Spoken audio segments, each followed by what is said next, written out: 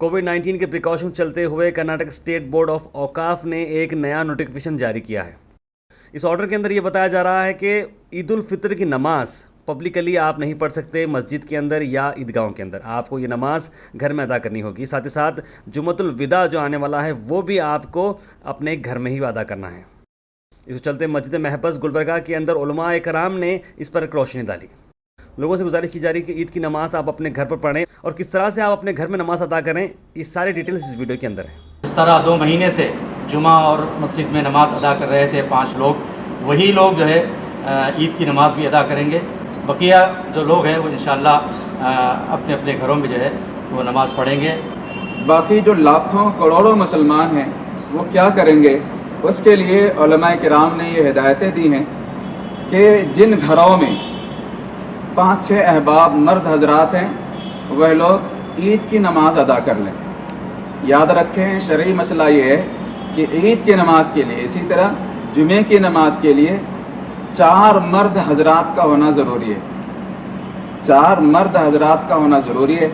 ख़वातीन पर जुम्मा और ईदैन की नमाज वाजिब नहीं है, ज़रूरी नहीं है, लेकिन अगर वह पढ़ लेंगे तो उनकी नमाज हो जाएगी। चूँकि घर में ही नमाज हो रही है लिहाजा ख़वातीन भी नमाज़ों में शिरकत कर सकती हैं। अगर सभी महरम हजरात हैं तो ख़वातीन उसी एक हाल में पीछे अपनी सब बना लें, और अगर ना महरम हैं तो पर्दे के साथ ख़वातीन पीछे ठहर जाएं और अपनी सब बना लें।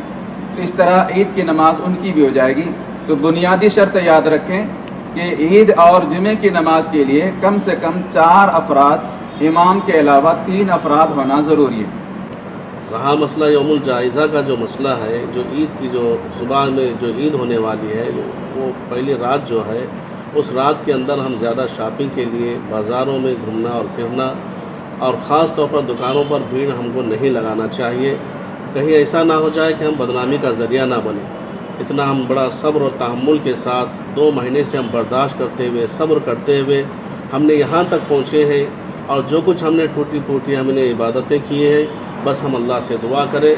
और दुआओं के साथ साथ ख़ास तौर पर मैं इस बात की अपील करता हूँ कि इस यौमुल जायज़ा की जो रात है वो अल्लाह से हमें मज़दूरी लेना है, और इस रात में ख़ास तौर पर दुआएं करें। बाहर घूमते फिरते दुकानों पर भीड़ भी ना लगाए, और ख़ास तौर पर सुबह में ईद की नमाज़ का जो मसला है और इस ईद की नमाज़ का भी ख़ास तौर पर एहतमाम करें। बस अल्लाह से दुआ है अल्लाह ताला हम सबको रमज़ान मुबारक की क़दरदानी के साथ साथ आने वाला रमज़ान भी अल्लाह हमें अता फ़रमाए। अल्लाह हम सबको सेहत आजिला कामिला दाइमा नसीब फ़रमाए, और इस वबा से, इस बीमारी से अल्लाह हर इंसान की हिफाजत फ़रमाए। आमीन व आखिर दावाना अल्हम्दुलिल्लाह। रमज़ान मुबारक का आखिरी अशरा चल रहा है। मुसलसल 2 महीने से पूरी दुनिया इंसानियत बड़ी बेचैनी और बेबसी का शिकार है। वबा जो पूरी दुनिया में फैली हुई है उससे हमारा मुल्क भी मुतासिर है। तो ऐसे में इन नाजुक हालात में बड़ी ज़िम्मेदारी हम सब की ये बनती है कि हम उससे हिफाजत के लिए, उससे बचने के लिए कुछ हिफाजती इक़दामात जो अब तक करते आए हैं, मज़ीद क्योंकि अभी लॉकडाउन का सिलसिला ख़त्म नहीं हुआ है, चल रहा है। लॉकडाउन 4 चल रहा है जो 31 मई तक चलेगा। तो इसमें क्योंकि जुमतुल विदा भी है, आखिरी रमज़ान मुबारक का आखिरी जुमा भी आ रहा है, और फिर आखिरी अय्याम इसके रमज़ान मुबारक के बाकी रह गए हैं, और फिर ईद उल फितर भी आने वाली है। तो ऐसे मौके पर, क्योंकि इस महामारी में, इस वबा के मौके पर जो सबसे बड़ी हिफाजत की चीज़ है वो है आपस में एक दूसरे के साथ बहुत ज़्यादा न मिलना, यानी लोग इकट्ठा ना होना। तो लिहाजा ईद के मौके पर क्योंकि बहुत सारे लोग इकट्ठा होते हैं, तो इसलिए इस सिलसिले में हमारे उलमाए कराम की तरफ से, मुफ्तियान कराम की तरफ से या काबिरीन की तरफ से ये हिदायत आई है कि इस मौके पर जो लोग जिस तरह 2 महीने से जुमा और मस्जिद में नमाज़ अदा कर रहे थे 5 लोग, वही लोग जो है ईद की नमाज़ भी अदा करेंगे। बकिया जो लोग हैं वो इंशाअल्लाह अपने अपने घरों में जो है वो नमाज़ पढ़ेंगे। इंशाअल्लाह उसके बारे में मुफ्ती साहब आपके सामने बात करेंगे। बहरहाल आप तमाम ही से गुजारिश है कि ईद के मौके पर ना हरगिज़ एक जगह जमा ना हो, मस्जिदों का रुख ना करें, ईदगाह का रुख ना करें। ईदगाह तो मस्जिदें तो बंद हैं, लेकिन आपस में मिलने जुलने का प्रोग्राम भी ना बनाएं। ایک دوسرے سے ملنے کا، ایک دوسرے سے معانقہ اور مصافحہ اور مختلف جو ہے ہیلے بہانے کر کے لوگ ملتے ہیں، تو وہ بھی ہرگز جو ہے نہ کریں، بچنے کی کوشش کریں تاکہ اس وبا سے ہم جو ہے محفوظ رہ سکیں۔ تو مجھے امید ہے کہ جس طرح ہم 2 مہینے سے ان جو ہے حفاظتی اقدامات کا اہتمام کرتے آ رہے ہیں، تو انشاءاللہ عید کے موقع پر بھی اور جمعہ کے موقع پر بھی اسی طرح کا ہم اہتمام کریں گے اور جو ہے اس سے بچنے کی ہم کوشش کریں گے۔ جمعے کی نماز کے لیے جو شرائط ہیں وہی شرائط عید کی نماز کے لیے بھی ہیں، بس فرق یہ ہے کہ جمعے کے لیے خطبہ شرط ہے اور عید کی نماز کے لیے خطبہ شرط نہیں ہے، بلکہ خطبہ یہاں سنت ہے۔ یعنی اگر امام صاحب خطبہ دے سکتے ہیں تو بڑی اچھی بات ہے، اور اگر وہ خطبہ نہیں دے سکتے ہیں، خطبہ یاد نہیں ہے، خطبہ دینا نہیں آتا ہے، تو بھی نماز ہو جائے گی، لیکن سنت کا ثواب نہیں ملے گا۔ خطبہ بہت آسان ہے، آسانی سے یاد کر سکتے ہیں۔ الحمدللہ چھوٹے چھوٹے خطبے آج کل واٹس ایپ پہ یا اس کا زیرکس نکال کے یاد کر سکتے ہیں۔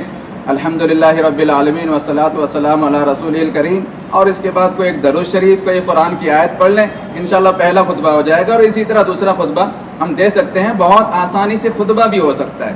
عید کی نماز بہت آسان ہے۔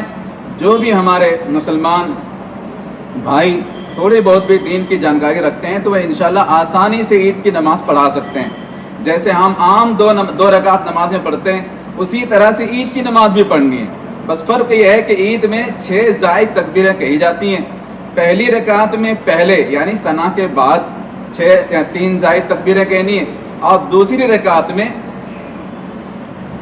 ضم سورہ یعنی کہ قرأت کے بعد رکوع میں جانے سے پہلے 3 بار زائد تکبیریں کہنی ہیں۔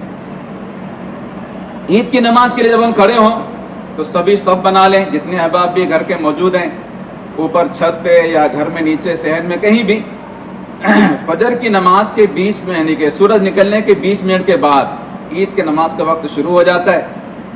اس کے بعد کبھی بھی چاشت کے وقت تک نماز پڑھی جا سکتی ہے، یعنی زوال تک۔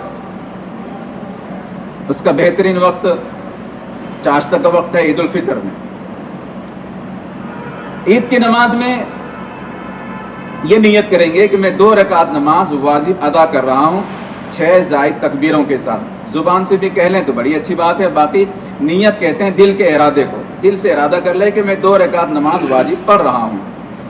امام جب نماز پڑھائیں گے تو ثنا کے بعد، ثنا پڑھ لینے کے بعد 3 زائد تکبیریں کہیں گے، اس طرح کہ اپنے دونوں ہاتھوں کو کانوں تک اٹھائیں گے اور چھوڑ دیں گے اللہ اکبر کہتے ہوئے۔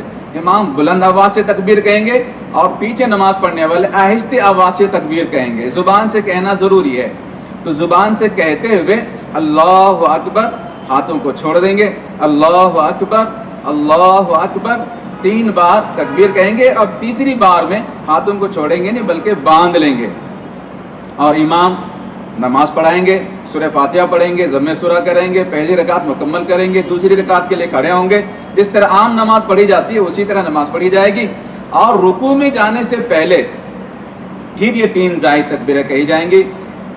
ہر تکبیر میں تکبیر کہتے ہوئے اپنے ہاتھوں کو کانوں تک اٹھائیں گے، چھوڑ دیں گے، اور چوتھی تکبیر میں ہاتھوں تک کانوں کو نہیں اٹھائیں گے اور رکوع میں چلے جائیں گے، اور اس طرح سے 2 رکعت نماز مکمل کریں گے۔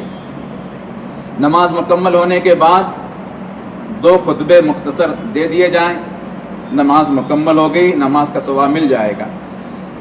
یہ جو حضرات بھی کر سکتے ہیں اس طرح سے اپنے گھروں میں عید کی نماز ادا کرنے کی کوشش کریں، اور اگر گھر میں 4 مرد حضرات نہیں ہیں یا ہیں لیکن کوئی پڑھانے کی ہمت نہیں کر پا رہے ہیں تو ان کے لیے احادیث کے اندر موجود ہے کہ جو عید کی نماز نہ پڑھ سکیں، جو عید کی نماز نہ پا سکیں، وہ 4 رکعت چاشت کی نماز پڑھ لیں۔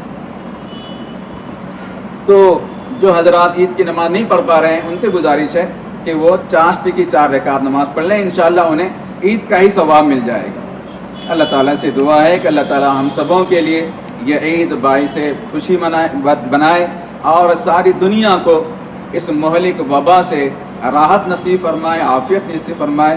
رمضان مبارک کے دن گزر رہے ہیں، بقیہ ایام کی ہم قدر کریں، دعائیں کریں کہ اللہ پاک سارے عالم کے مسلمانوں کو، انسانوں کو نجات عطا فرمائے۔